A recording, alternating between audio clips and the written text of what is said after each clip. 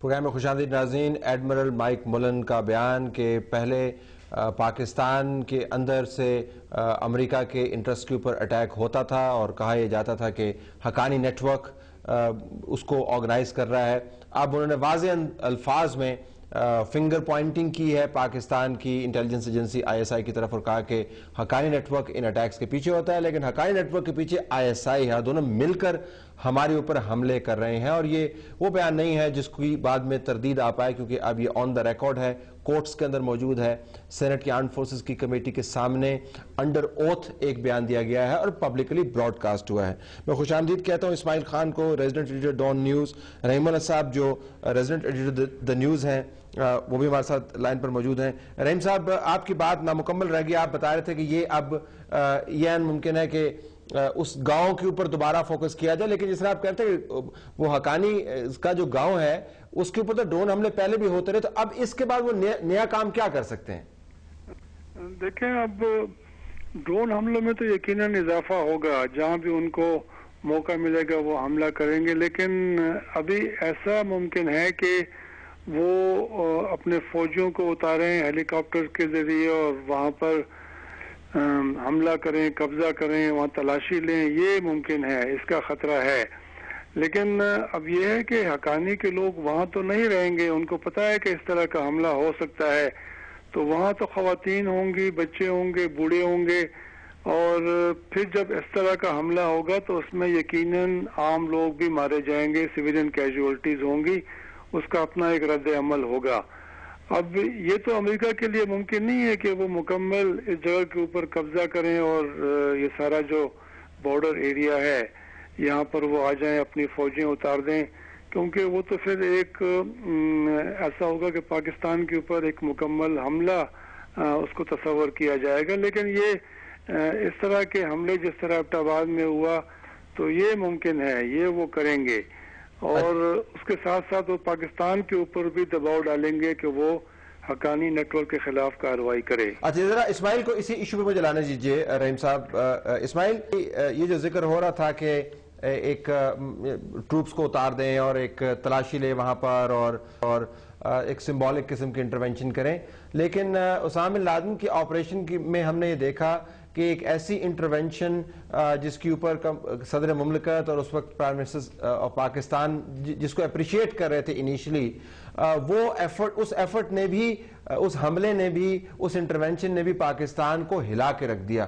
تو اگر symbolic intervention بھی کرتے ہیں حقانی نیٹ ورک کو چیز کرتے ہوئے تو وہ تو پاکستان کے اوپر حملہ ہی متصور ہوگا. ان کو آکوپائی کرنے کی ضرورت نہیں ہے پاکستان کے اوپر حملہ کرنے کے لیے. Your thoughts?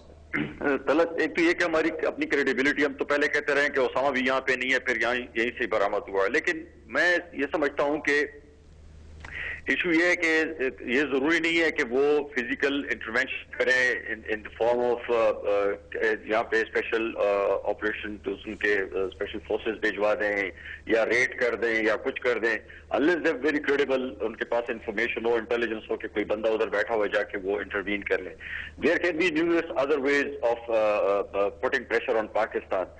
تو وہ ضروری نہیں ہے کہ وہ ملیٹریلی انٹروین کریں، اکنامیکلی بھی کر سکتے ہیں. اور آپ کو تو پتا ہے کہ اگر وہ کرنا چاہیں تو لیبیا کے خلاف یا کسی اور ملک کے خلاف اگر they want to galvanise the international community تو وہ کر بھی لیتے ہیں. یونائٹڈ نیشنز کی حالت بھی آپ نے دیکھ لی ہے، OIC کی حالت بھی دیکھ لی ہے. تو پاکستان تو ویسے بھی اکنامیکلی اتنی بیڈ سچویشن میں ہے کہ اس پہ کوئی بھی اگر سینکشنز لگتی، جس طرح انہوں نے آج سینٹ میں یہ کر دیا کہ وہ جو ہمیں امداد مل رہی ہے 1 بلین اس کو بھی کنڈیشنل کر دیا ہے. تو ابھی دیکھیں وہ ملٹری وہ جو ہے وہ that is not the only option before them. So let's not only focus on this thing.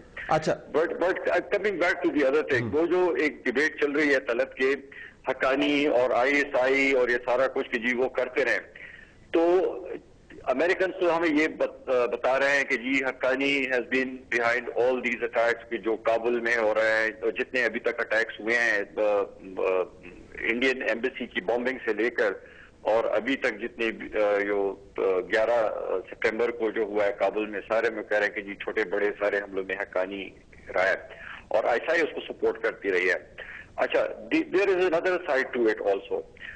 ہمیں یہ بھی بتایا جاتا رہا ہے یہاں پہ کہ حقانی صاحب جو ہیں وہ نارتھ وزیرستان میں، ساؤتھ وزیرستان میں ہمارے طالبان ہیں، تحریک طالبان پاکستان، اس کو بھی آرگنائز کرنے میں انہوں نے ہیلپ کی ہے، اس کے شورا بنانے میں ہیلپ کی ہے، ان کے بیچ میں اگر کوئی ڈسپیوٹ کھڑا ہوا ہے تو اس کو ریزالو کرنے میں انہوں نے ہیلپ کی ہے۔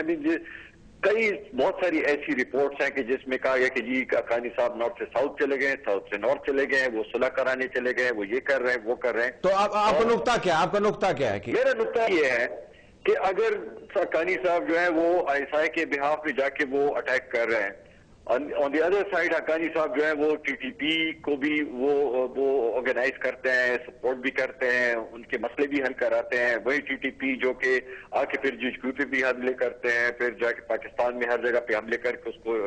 تو میرا سوال پھر یہ ہے کہ whose man he actually is۔ ٹھیک، سراج الدین حقانی پھر کون ہے جو کہ ادھر بھی ہے، وہ ادھر بھی ہے، وہ آئی ایس آئی کے بیان پہ اٹیک بھی کرتا ہے، پھر ادھر مبینہ طور پر۔ فیئر کویسچن، یہ سوال اس کو ہولڈ کیجئے گا۔